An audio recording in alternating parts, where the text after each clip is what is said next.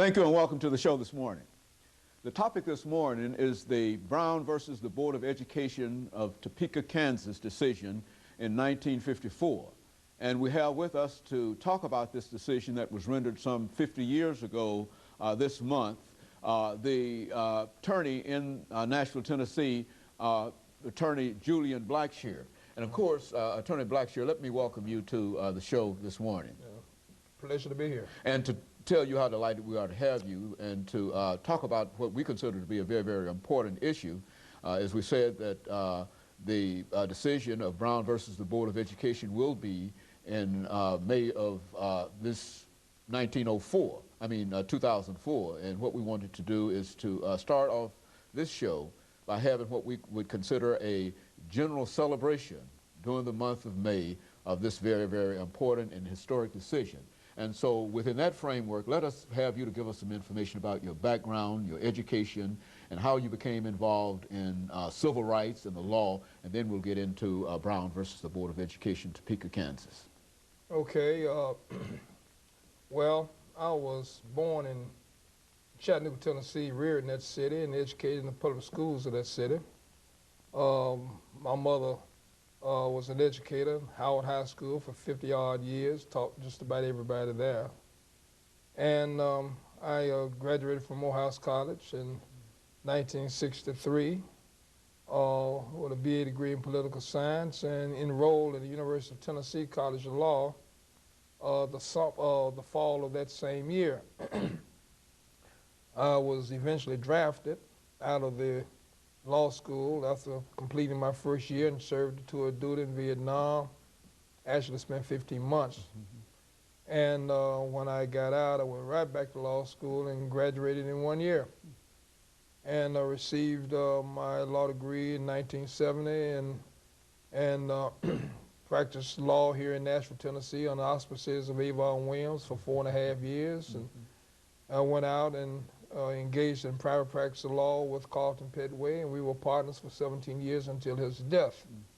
I am now a senior member of the firm of Smith, Hirsch, Blackshear and Harris, professional limited liability company with 11 attorneys in One Vantage Way, Nashville, Tennessee, and we have a branch office in Bordeaux and Quorum Financial Center with 2 attorneys staffed there.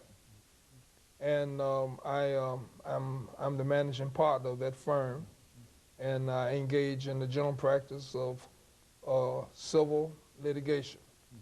And I have a son who practices law with me, who having graduated from Cornell Law School. He's been here for about 3 years, but he's been practicing law for about 7, 5 of which was in Boston, Massachusetts. So, and that's it. Very good. And you know, Attorney Blackshear, let's start off by talking about Brown versus the Board of Education 1954 by having you to simply give us sort of a summary of what this decision was all about and the impact that it had, and then we'll come back during the second segment to deal more specifically with that decision.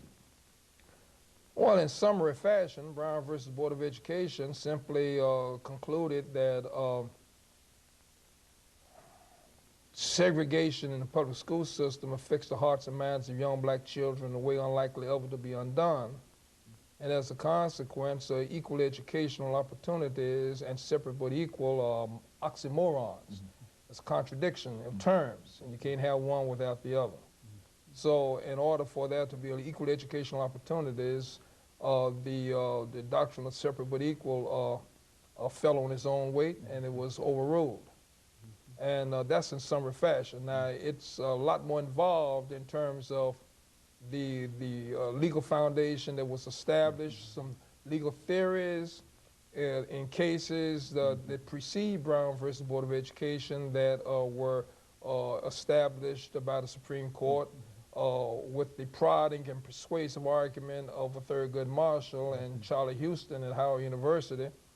And if it wasn't for these line of cases, the Supreme Court would not have been in an intellectual posture by which it would have been capable of ruling in the way in which they did in Brown versus Board of Education. So Brown versus Board of Education, as a decision, owes its thanks and gratitude to this one case that precedes it, and that is Sweat versus Painter. You know, before we get into our first commercial break here, let's see if we can start off now by talking about what actually created this situation between the races of separate but equal, the earlier decision that was rendered in 1896, and so that will give us some. Well, first you have to understand how the Supreme Court as an institution operates. The Supreme Court is a political institution. It is an extension of the political system. And so, we're going to interrupt here for our first commercial break. The topic is